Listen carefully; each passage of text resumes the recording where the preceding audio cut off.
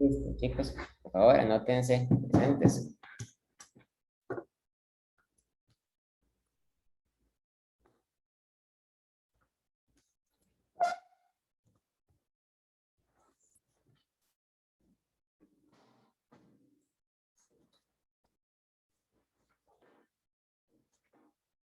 Muy bien. Hay 20 personas, debería haber aquí, ¿verdad? Bueno, 19 en realidad. Entonces, necesito que los 19 se pongan como presentes, por favor.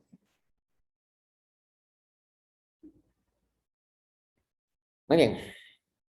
Hoy vamos a ver el tema de relatividad del tiempo, que es una de las primeras aplicaciones que describió Einstein de las fórmulas de relatividad especial, eh, usando los postulados que vimos la clase pasada.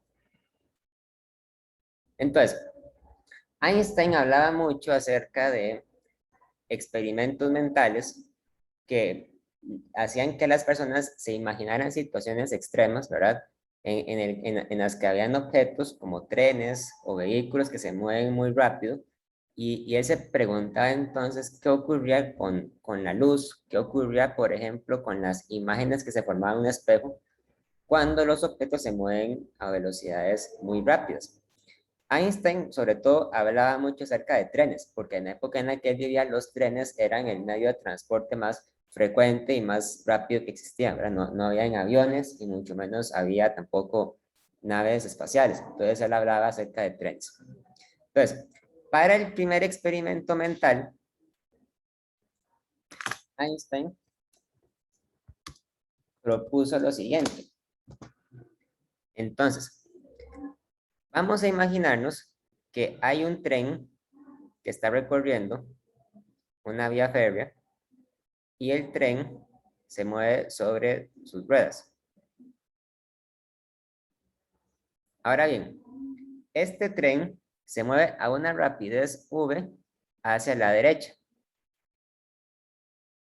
y vamos a suponer que esa rapidez v es una rapidez muy grande. O sea, es una rapidez que podemos decir que es cercana a la velocidad de la luz, o lo que también se conoce como una rapidez relativista, una rapidez que es cercana a la velocidad de la luz. A bordo del tren hay una persona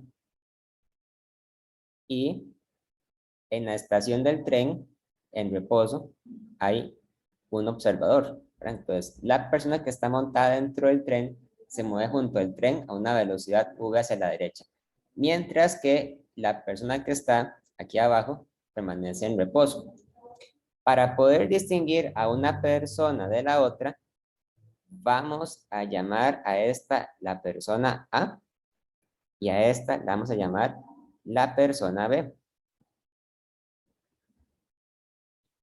Vamos a suponer asimismo que este tren tiene una altura de, o sea, hay una altura de desde el piso hasta el techo.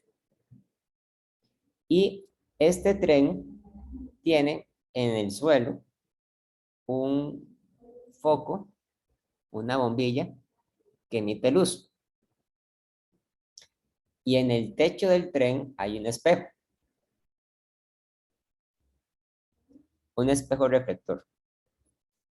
Entonces, la idea es que esta bombilla que está en el suelo va a emitir una luz, el rayo de luz va a pegar con el espejo que hay en el techo y finalmente se va a devolver. Y vamos a medir cuánto tiempo de tomar a la luz salir del techo, salir de la bombilla, llegar al espejo y devolverse. Entonces, calcular esa distancia y calcular ese tiempo, vamos a ver que depende de la persona a la que le hagamos la pregunta. Desde el punto de vista del observador A y desde el punto de vista del observador B, vamos a ver que se miden distancias y se miden tiempos distintos. Entonces, primero vamos a hacer el cálculo para el observador A. El observador A. Ahora, si ustedes le preguntan al observador A que está viajando dentro del tren, lo que el observador A va a ver es un rayo de luz que sale verticalmente hacia arriba, pega en el espejo y luego ese mismo rayo de luz se va a devolver hacia abajo, ¿verdad? De ida y de vuelta. Entonces, según el observador A, la distancia recorrida por todo el rayo de luz, la distancia recorrida va a ser 2 veces la distancia de, porque le toma una distancia de subir y le toma una distancia de bajar. Por lo tanto, el intervalo de tiempo en el que se desarrolla todo el experimento según el observador A, llamado el delta TA, esto es una delta TA, va a ser igual a 2 veces la distancia dividida entre la velocidad de la luz. Y la velocidad de la luz la denotamos con la letra C, porque asumimos que la velocidad de la luz a través del aire es realmente la misma velocidad que tiene el rayo de luz en el vacío, ¿verdad? Porque la luz, porque el aire no detiene en gran medida la velocidad de la luz, ¿verdad? Es lo mismo el aire que el vacío. Hasta aquí todo muy bien, ¿verdad? Pero lo interesante sucede cuando nosotros nos preguntamos cuánta distancia y cuánto tiempo observan o miden el observador B. Es decir, el tiempo que mide el observador que se queda en reposo en tierra. Entonces, lo que el observador B observa es casi lo mismo que el observador A. Tenemos la estación, tenemos el tren. El tren avanza hacia la derecha, ¿verdad? Con una velocidad v. Y dentro del tren tenemos al observador A. Y aquí tenemos en tierra al observador B. Muy bien, hasta ahí todo bien, ¿verdad? Lo que pasa es que cuando el observador B observa el rayo de luz que brilla en el suelo, ¿verdad? El observador B va a observar que el rayo de luz no va a salir verticalmente hacia arriba, sino que va a salir ligeramente inclinado hacia la derecha, ¿verdad? Eso se puede entender porque el rayo de luz, al salir del bombillo que estaba en el suelo del tren, el rayo de luz adquiere una componente de velocidad horizontal, ¿verdad? Que es dada por la velocidad del tren. Luego, el rayo de luz golpea el techo, golpea el espejo y finalmente el rayo de luz se devuelve hacia abajo. Y va a caer en un lugar donde para ese tiempo después se va a encontrar el foco, ¿verdad? Un tiempo después cuando el tren haya recorrido cierta distancia. O sea que un tiempo después el tren va a estar aquí y el foco va a estar acá.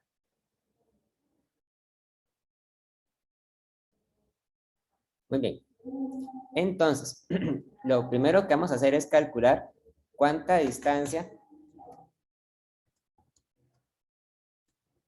recorre el rayo de luz.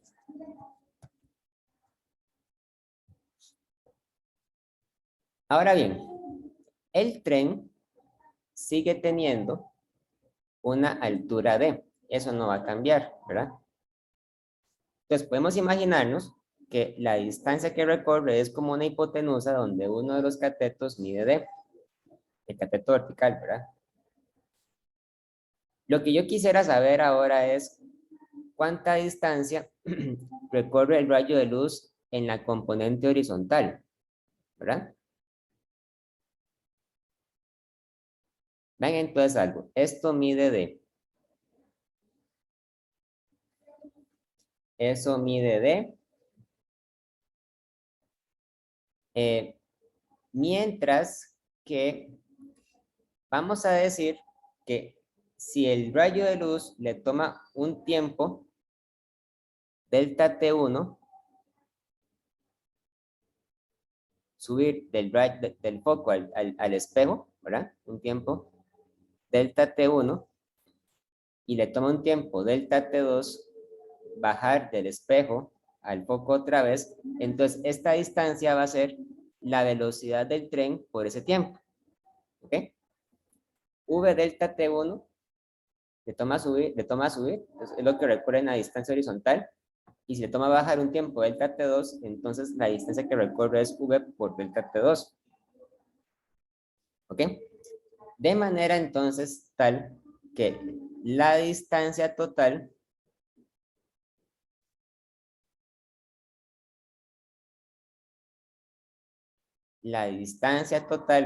que va a recorrer el rayo de luz va a ser entonces la siguiente. Primero, para subir, recorre la hipotenusa que tiene como un cateto d al cuadrado y como otro cateto más v al cuadrado por delta T1 al cuadrado, ¿verdad? Más esta otra distancia, que esta hipotenusa que tiene como cateto la distancia d y como otro cateto v por delta T2. Entonces, esta sería toda la distancia que recorre el rayo de luz desde el instante en que sale de la fuente, pega en el espejo y se devuelve de regreso al piso. Ok.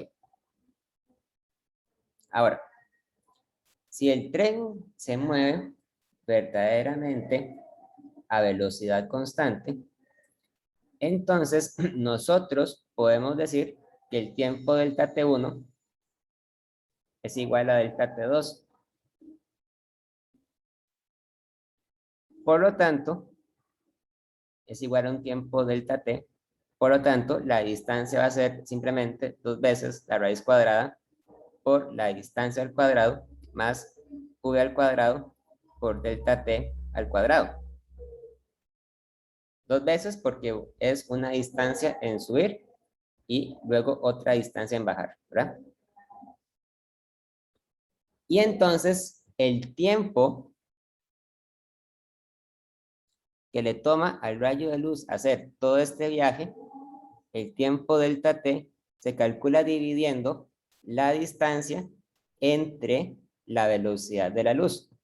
Entonces sería dividiendo 2 veces la raíz cuadrada por la distancia al cuadrado más la velocidad del tren al cuadrado por el delta T al cuadrado dividido entre C al cuadrado. Dividido, perdón, entre C, ¿verdad? Es distancia entre velocidad. Pero esta fórmula es problemática porque el tiempo aparece en dos lugares diferentes. El tiempo aparece aquí y el tiempo aparece también acá. Entonces, para poder despejar el tiempo, yo tengo que hacer un arreglo algebraico de esto, ¿verdad? Ahora, como este es el tiempo que observa el observador B, voy a llamar a este tiempo el delta TB. Delta TB, delta TB. Lo que voy a hacer después en la siguiente pizarra va a ser despejar el delta TB. Vamos a despejar el delta TB en la siguiente pizarra. Delta TB era entonces igual a 2 veces la raíz cuadrada por la distancia al cuadrado más la velocidad del tren al cuadrado por el delta TB al cuadrado entre C. El paso más obvio que hay que hacer aquí para despejar el tiempo es elevamos todo elevamos todo al cuadrado. Entonces, cuando elevamos todo al cuadrado, tenemos entonces delta TB al cuadrado es igual a, entonces, 2 al cuadrado es 4, entre c al cuadrado por el cuadrado de esta raíz, que es entonces la distancia al cuadrado más v al cuadrado por delta TB al cuadrado. Si yo elevo al cuadrado, entonces logro quitarme la raíz cuadrada que estaba ahí estorbando, ¿verdad? Que estaba dificultando el despeje. Y lo que voy a hacer ahora es que voy a pasar todos los términos que dependen del tiempo al lado izquierdo, ¿verdad? Nada más voy a aplicar la propiedad distributiva para multiplicar por esto y para multiplicar por esto. Entonces me queda que esto es 4 veces la distancia al cuadrado entre c al cuadrado, más 4 veces la velocidad al cuadrado por delta TB al cuadrado entre c al cuadrado.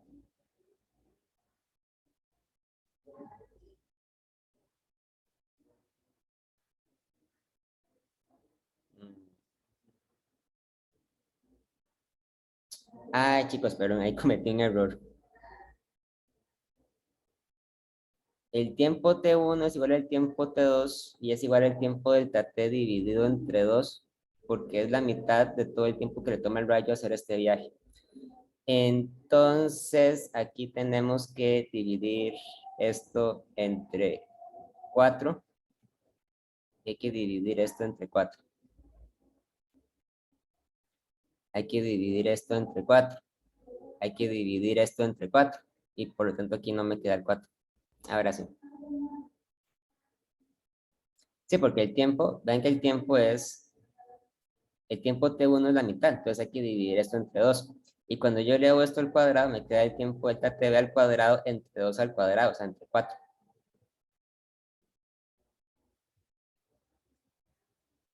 Ok. Paso este término a restar, donde queda que delta TV al cuadrado menos V al cuadrado entre C al cuadrado, delta TV al cuadrado es 4 veces la distancia al cuadrado entre C al cuadrado.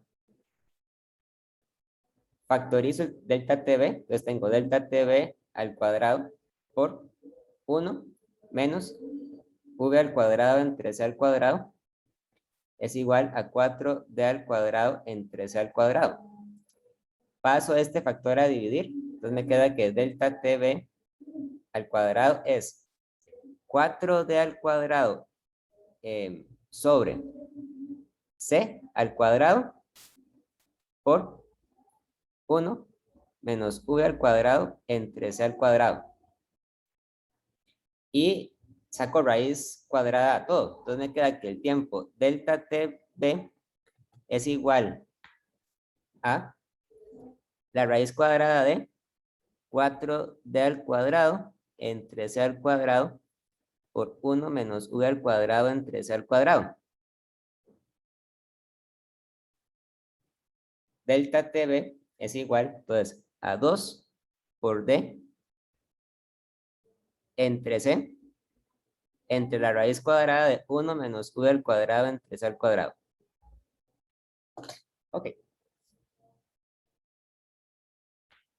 Sé que en esta parte hemos hecho mucha matemática así muy algebraica, todo se ve un poco abstracto, entonces ya ahorita vamos a explicar exactamente qué es lo que está sucediendo acá, porque lo que estamos calculando es importante. Entonces, ese es el tiempo que le toma a la luz hacer ese viaje desde el punto de vista del observador B, o sea, desde el punto de vista de la persona que se queda viendo el experimento en tierra. Pero, desde el punto de vista del observador A, el tiempo que le toma es diferente, porque nada más toma en cuenta la distancia vertical que avanza el rayo de luz. Entonces, resulta ser que esto que está aquí, este factor que está acá, es exactamente igual al tiempo delta TA. El tiempo delta TA era 2 veces la distancia D entre C, donde la distancia D es es la distancia que separa el piso del tren del techo. Pues esta ecuación la vamos a escribir finalmente de una forma distinta. Vamos a decir entonces que el tiempo delta TB es igual al tiempo delta TA dividido entre la raíz cuadrada de 1 menos v al cuadrado entre c al cuadrado. Esta fórmula es muy importante y a esta fórmula se le conoce como la dilatación relativista del tiempo. La dilatación relativista del tiempo. Lo que esta fórmula está diciendo básicamente es que el tiempo que toma al rayo de luz hacer el viaje del piso al techo y de regreso al piso es diferente según la persona a la que ustedes les pregunten. De hecho, la fórmula se llama la dilatación relativista porque se supone que el tiempo que registra la persona que viaja, que se queda, perdón, en la estación del tren es mayor que el tiempo que registra la persona que viaja a bordo del tren. Y para comprobar esto, vamos a hacer un cálculo muy sencillo para demostrar que los tiempos son diferentes. Ejemplo.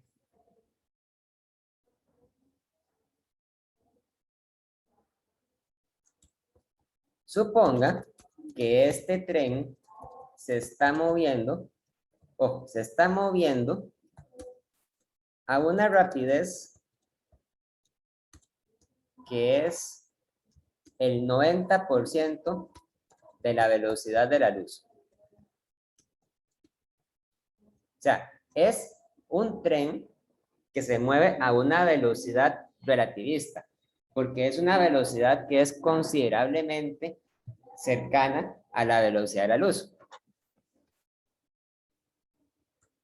Suponga además que el tren tiene una altura de, pongámosle d igual a 3 metros. Calcule cuánto tiempo le toma a la luz viajar del suelo al techo y de regreso, según techo y de regreso, según los observadores A y B. Entonces, cuando nosotros decimos que el tren se está moviendo al 90% de la velocidad de la luz, lo que estamos diciendo es entonces que el valor de la velocidad v es igual a 0,90 veces c. ¿Ok? Cuando nosotros trabajamos con problemas que involucran velocidades que son así de grandes, lo más práctico para nosotros es dejar las velocidades en términos de la velocidad de la luz. O sea, decir, por ejemplo, que la velocidad era 0.9 veces c, 0.5 c, 0.3 c, etc. Y no convertirla a metros entre segundo. Se puede hacer, pero realmente no es tan ilustrativo como dejarla en términos de c. Si yo, por ejemplo, le quisiera dar un valor numérico a esta velocidad, entonces debería decir que esto es igual a 0,90 veces 3 por 10 a la 8 metros entre segundo. Y eso es 2.7 por 10 a la 8 metros entre segundo. Que igual sigue siendo un número que es gigantesco, enorme, pero tal vez para uno es más fácil imaginárselo como el 90% de la velocidad de la luz. Y sabemos que el tren tiene una altura que es igual a 3 metros. Entonces, el tiempo que registra el observador que está viajando dentro del tren es 2 veces d entre c. El tiempo delta TA va a ser igual a 2 veces 3 metros entre 3 por 10 a la 8 metros entre segundo. Evidentemente, este tiempo va a ser un tiempo muy pequeño, ¿verdad? Muy, muy pequeño, porque es el tiempo que le toma al rayo de luz cruzar el espacio del tren de ida y vuelta. Tiene que ser un tiempo muy pequeño. Cuando multiplicamos entonces 2 por 3 entre 3 por 10 a la 8, eso nos da que es 2 por 10 a la menos 8 segundos.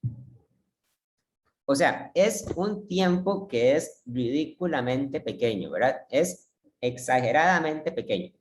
Es tan pequeño que la única forma de escribirlo es usando notación científica.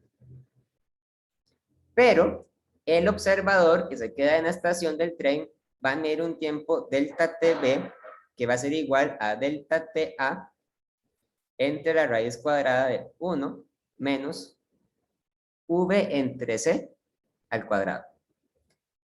Delta TA es entonces 2 por 10 a la menos 8 segundos. Y vean entonces que aquí dividimos entre la raíz cuadrada de 1 menos. Ahora, V entre C es 0.90, porque la velocidad del tren es 90% la velocidad de la luz. Entonces, al dividir V entre C, nos queda un número que no tiene unidades, o sea, es simplemente 0.90. Entonces, aquí calculamos 1 menos 0.90 al cuadrado. Y el tiempo delta TV, entonces, según mis cálculos, tiene que ser igual a 2 por 10 a la menos 8 entre la raíz cuadrada de 1 menos 0.9 al cuadrado. Es 4.59 por 10 a la menos 8 segundos. Que también es un tiempo ridículamente pequeño, pero por lo menos podemos apreciar que es más del doble que el tiempo que mide el observador A. Entonces, los dos observadores reportan tiempos diferentes. Cuando uno observa entonces estos resultados, es inevitable preguntarse lo siguiente: ¿cuál de los dos observadores tiene la razón? ¿Será que tiene la razón la persona que está viajando a bordo del tren? Uno podría suponer que debe tener la razón porque está viendo el fenómeno a la pura parte donde está sucediendo. O tendrá razón la persona que se queda en la estación del tren, viendo pasar el tren y viendo cómo el rayo de luz realmente, entre comillas, realmente describe una trayectoria que es curva, o sea, que es inclinada. ¿Quién tiene razón? Eso es una pregunta que por mucho tiempo molestó o perturbó a los físicos. Sin embargo, la respuesta que diríamos nosotros hoy en día es que ambos tienen razón. Ambos tienen la razón. ¿Por qué? Porque el tiempo se mide diferente dependiendo del marco de referencia en el que se está midiendo. La persona que está a bordo del tren mide un tiempo distinto de la persona que se queda en la estación. Como se mueven a velocidades diferentes, el tiempo avanza de manera diferentes para ellos y por lo tanto miden tiempos distintos.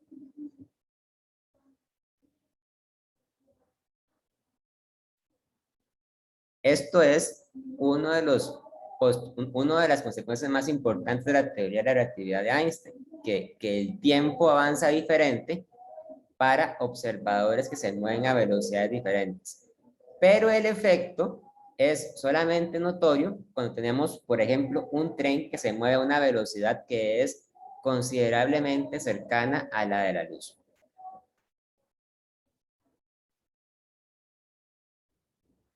Ahora, cuando tenemos un observador que, como el observador A, observa el rayo de luz moviéndose en el mismo marco de referencia donde está el foco, está la fuente de luz, a este observador lo llamamos el observador que tiene el tiempo propio. El observador A se llama el observador con el tiempo propio porque A se mueve junto a la fuente de luz en el tren. Mientras que cualquier observador distinto de A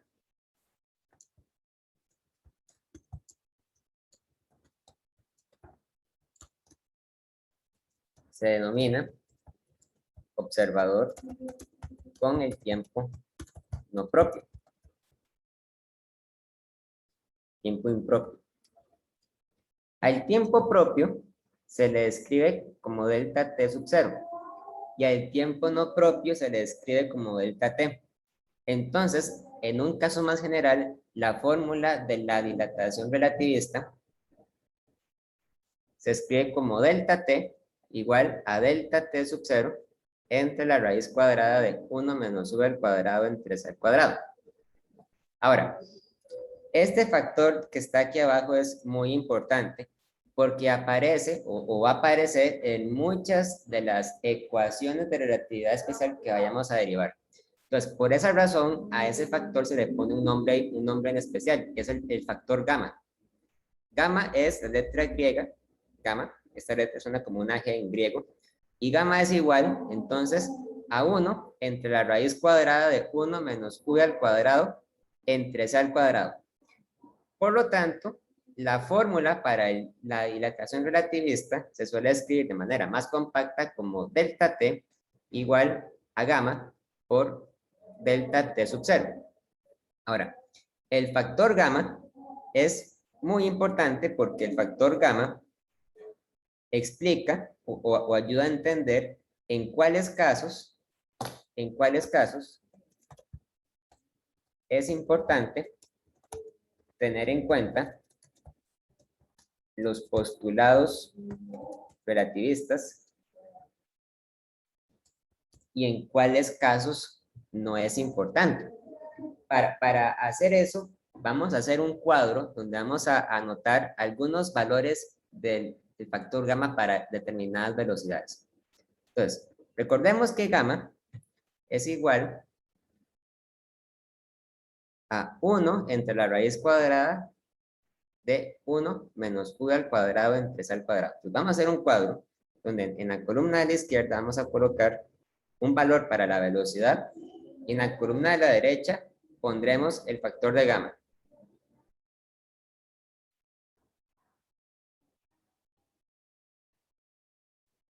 El primer valor de velocidad que yo voy a evaluar es cuando la velocidad es exactamente igual a 0.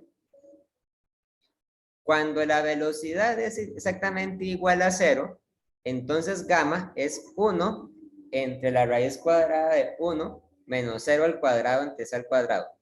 ¿Cuánto vale gamma cuando la velocidad es igual a 0? Entonces, habíamos puesto que cuando corre Usain Bolt, la velocidad es aproximadamente de 12 metros entre segundo y el factor de gamma es 1.7 ceros y un 2, ¿verdad? O sea, aquí tenemos 7 ceros, ¿verdad? Por lo tanto, gamma es prácticamente igual a 1 y Usain Bolt no debería tener entonces prácticamente ningún efecto relativista porque los tiempos que mide él y que mide otra persona son prácticamente los mismos. Ahora, y a poner el caso de la velocidad de la Tierra con respecto al Sol. La Tierra se mueve a una velocidad que es de 3 por 10 a la 4 metros entre segundo aproximadamente. Entonces, el factor de gamma para una velocidad de 3 por 10 a la 4 es 1 entre raíz cuadrada de 1 menos 3 por 10 a la 4 entre 3 por 10 a la 8 al cuadrado. Y eso da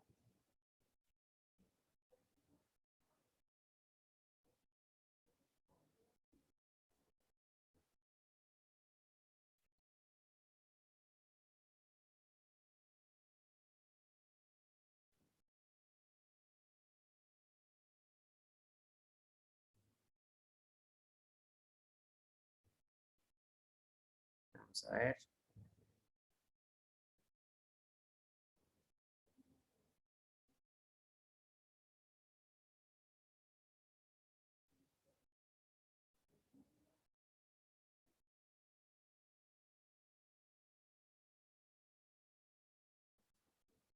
Ah, no, chicos, aquí cometí un error.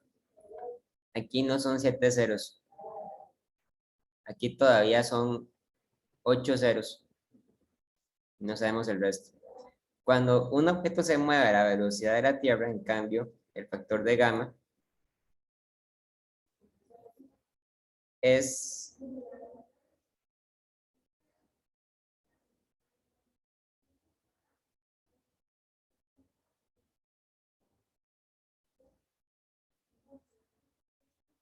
ahí sí, es igual a 1, 2, 3, 4, 5, 6, 7. 1 con 7 ceros y un 1.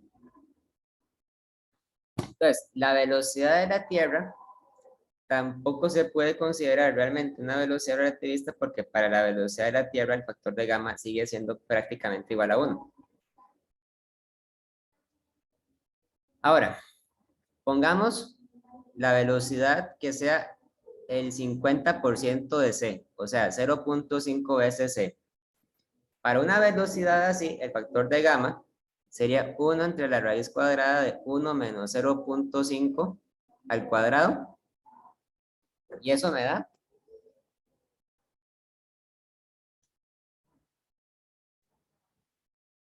aproximadamente 1.15.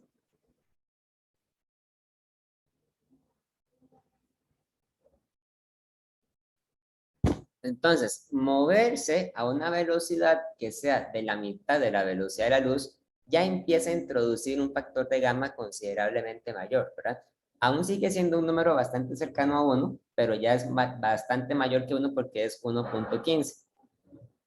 Si yo les pongo ahora como velocidad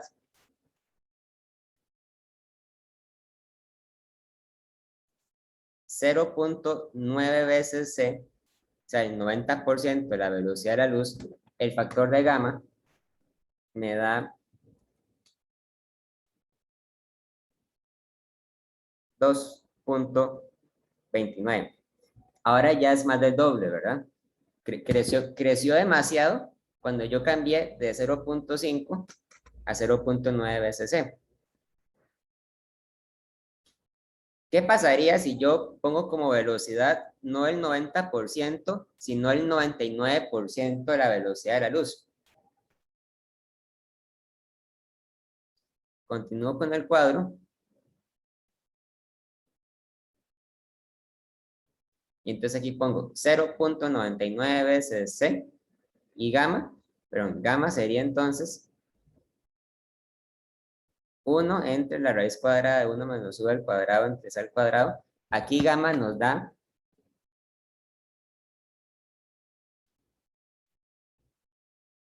7.09. Y si pongo como velocidad 0.999 veces c, ¿cuánto me va a dar gamma? Gamma me va a dar 22.37. Y si pongo como velocidad, pongamos como velocidad 0.99999, o sea, con 6 nueves, ¿sí? ¿Cuánto me da el gamma? Gamma me va a dar 707.11.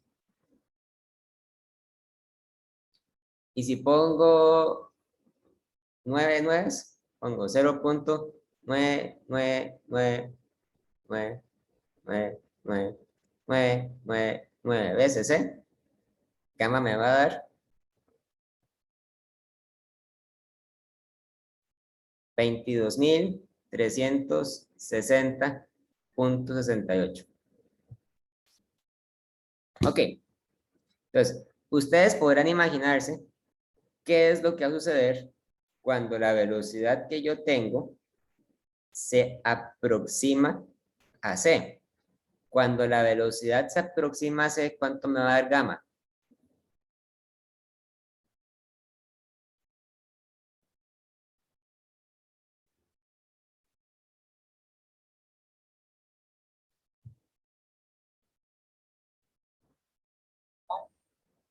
Cuando la velocidad del tren se aproxima a la velocidad de la luz, gamma va a tender a infinito.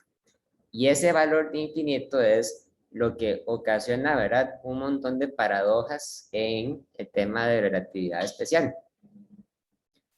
¿Qué quiere decir que el gamma tiende a infinito? Bueno, quiere decir lo siguiente.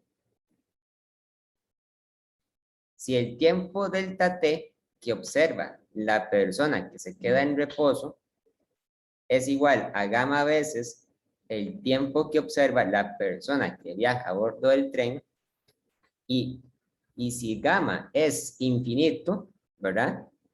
Si gamma es infinito, entonces eso quiere decir lo siguiente. Si gamma es un número muy grande, entonces podríamos decir, ¿verdad? Que entonces un segundo de tiempo que transcurre dentro del tren podrían ser millones de años para una persona que ve pasar el tren a lo lejos. Porque en esos casos el tiempo transcurriría de manera drásticamente muy diferente para la persona que está a bordo del tren que para la persona que se queda en la estación. ¿Ok? Y si gamma fuera exactamente infinito, o sea, si fuera exactamente infinito, entonces, si el tren, no, o sea, si el tren fuera exactamente a la velocidad de la luz, entonces un instante de tiempo a bordo del tren sería igual a la edad de todo el universo afuera del tren. Pues al darnos cuenta de estos detalles es por lo cual nosotros nos damos cuenta que ningún objeto puede entonces viajar más rápido que la luz. Ningún objeto puede viajar más rápido que la luz, porque si viaja exactamente a la velocidad de la luz, entonces un instante de tiempo que pase dentro del tren equivaldría a toda la historia, a toda la edad del universo y todavía más afuera del tren. O sea, no tendría tiempo ni para existir, ¿verdad? Realmente, porque una vez que se empieza a mover, afuera del tren ha transcurrido una eternidad. Realmente, nosotros no podemos ir más rápido que la luz porque la fórmula de la dilatación del tiempo es igual a 1 entre la raíz cuadrada de 1 menos v al cuadrado entre c al cuadrado por delta t sub 0. Entonces, imagínense lo que ocurriría en esta fórmula si la velocidad de la luz, si la velocidad del tren fuera mayor que la velocidad de la luz.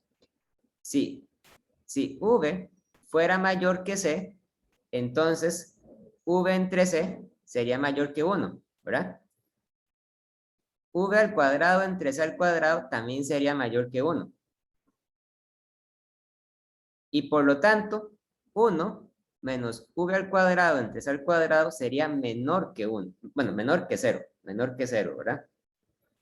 Entonces, ahí estaríamos evaluando la raíz cuadrada de un número negativo.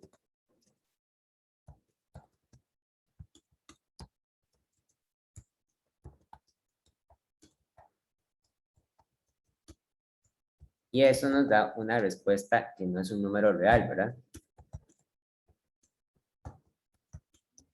Y por lo tanto no tendría sentido físico que sucediera.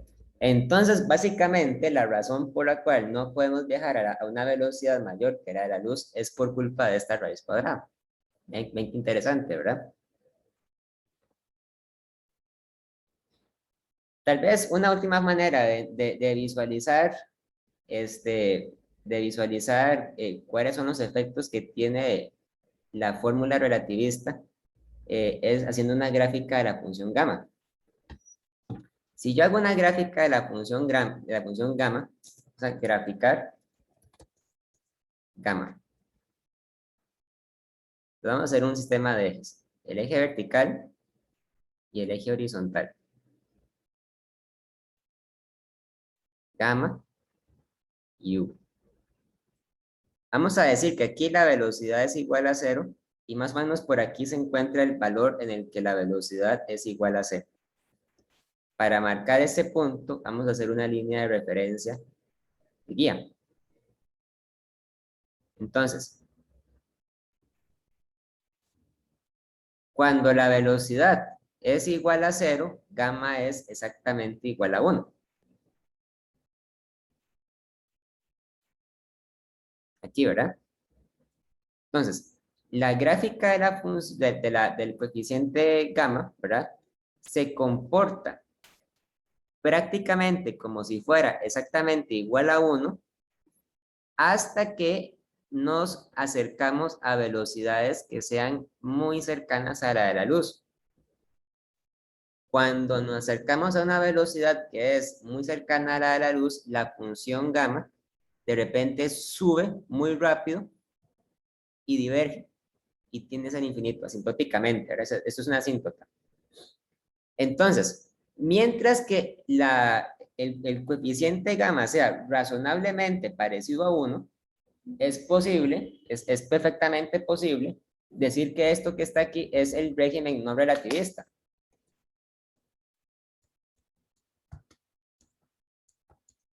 El régimen no relativista es lo que sucede a velocidades en que gamma es 1 o en que gamma es prácticamente igual a 1. Pero conforme nosotros nos vamos acercando más y más a la velocidad de la luz, el valor de gamma se vuelve considerablemente distinto de 1. Entonces, esto que está aquí es lo que llamamos el régimen relativista.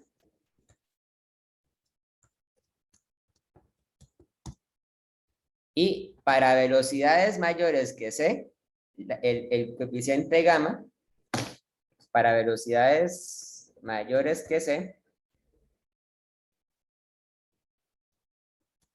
no hay gamas reales. No hay gamas reales. Veamos tal vez una gráfica de gamma en Wolfram Alpha para ver sus propiedades mejor. Vamos a graficar una función que sea la forma de 1 entre la raíz cuadrada de 1 menos v al cuadrado. Para hacer esta gráfica, yo voy a suponer que la velocidad de la luz es igual a 1. Eso no tiene importancia, ¿verdad? Entonces, cuando vemos el gráfico de la función gamma, ¿verdad? Aquí se puede ver que para velocidades pequeñas, el gamma es prácticamente igual a 1. Luego lo agrandamos. Pero para velocidades que son mayores, que son muy cercanas a la velocidad de la luz, el gamma crece considerablemente y eso es lo que marca la diferencia entre la física relativista y la física no relativista. Y para velocidades mayores que c, tenemos soluciones imaginarias, las soluciones que no son números reales. ¿Ok?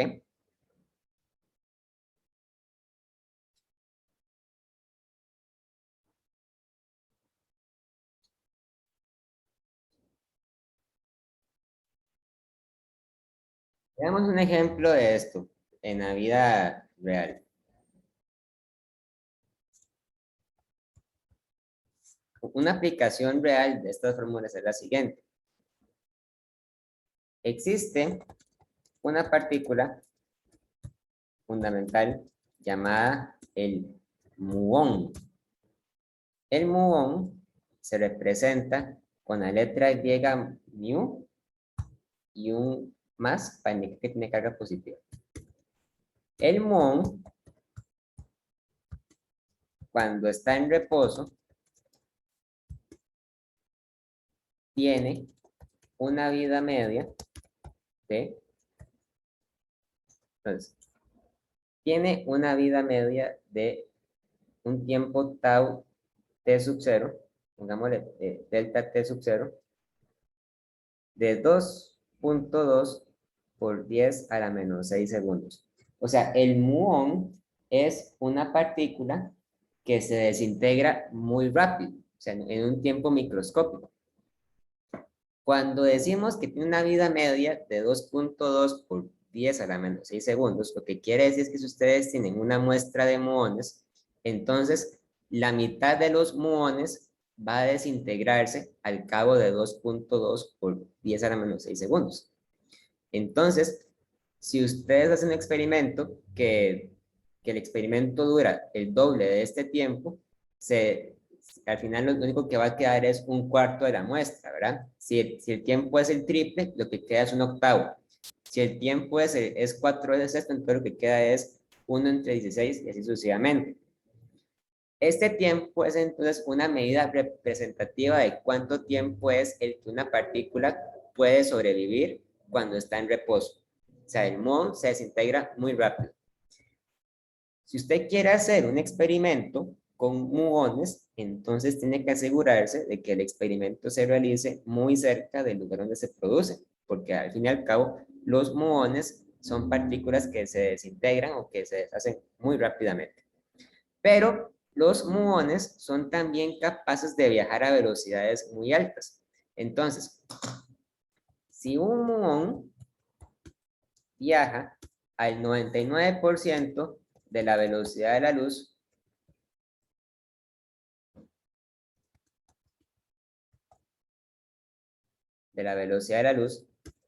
determine cuál va a ser su nueva vida media cuando se mide desde el marco de referencia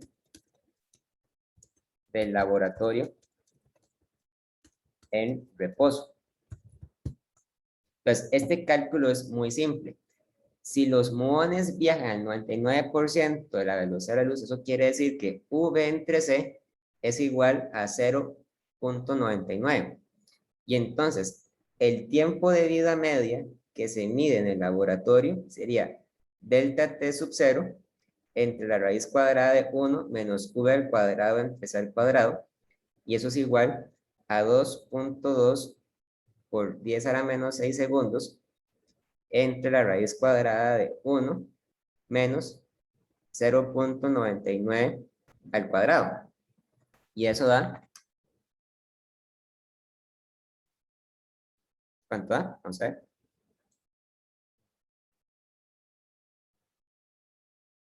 Eso da 1.55, bueno, en realidad 1.56 por 10 a la menos 5 segundos.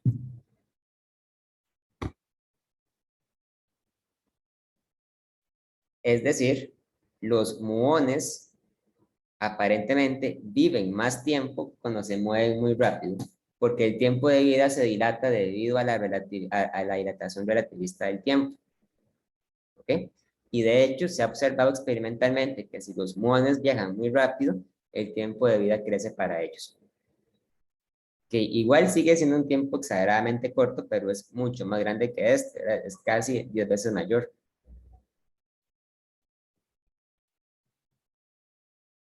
Estas fórmulas están muy relacionadas con una fábula, digamos, que existe en la física, que es la paradoja de los gemelos. Seguramente ustedes ya habrán escuchado hablar de eso antes. La paradoja de los gemelos dice que había una vez unos gemelos, ¿verdad?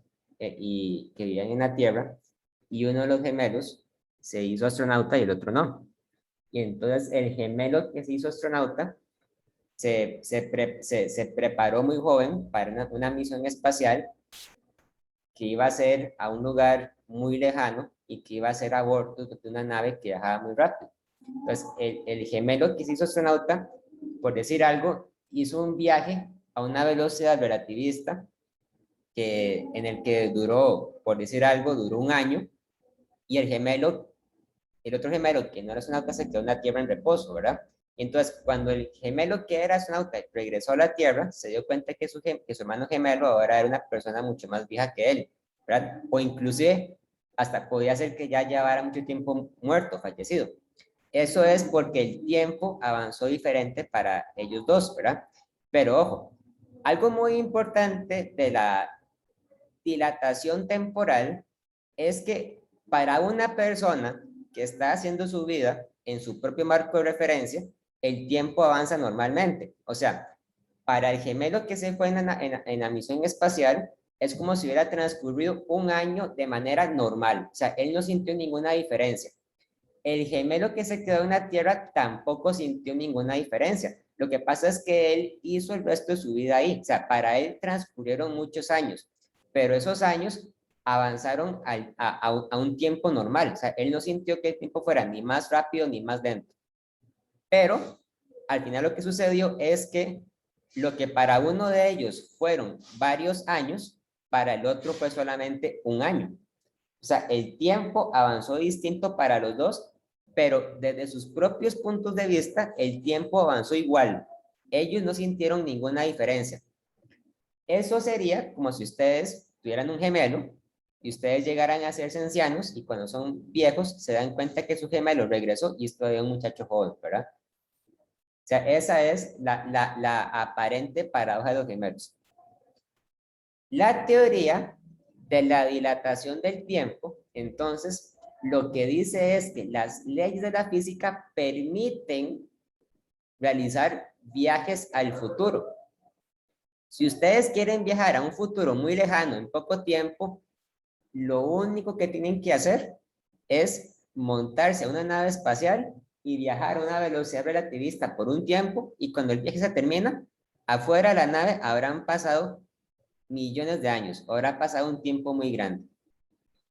Esa es más o menos la idea que hay detrás de una película muy famosa que se llama El planeta de los simios. En el planeta de los simios hay un astronauta que, en la original, ¿verdad? Hay un astronauta que viaja en una nave espacial que viaja muy rápido a otro planeta y cuando la nave se estrella contra el planeta, él se da cuenta que es un planeta donde los simios son los que están gobernando el mundo y los seres humanos son esclavos de los simios, ¿verdad? Pero al puro final de la película, él se da cuenta que ese planeta era la Tierra en un futuro muy lejano. Y él pudo llegar a ese futuro porque la nave espacial en la que él estaba viajando iba demasiado rápido. Entonces, para él ocurrió una dilatación del tiempo que le permitió en un tiempo muy corto avanzar a un futuro muy lejano, porque el tiempo avanzó de manera diferente en su propio marco de referencia que en el marco de referencia de la Tierra.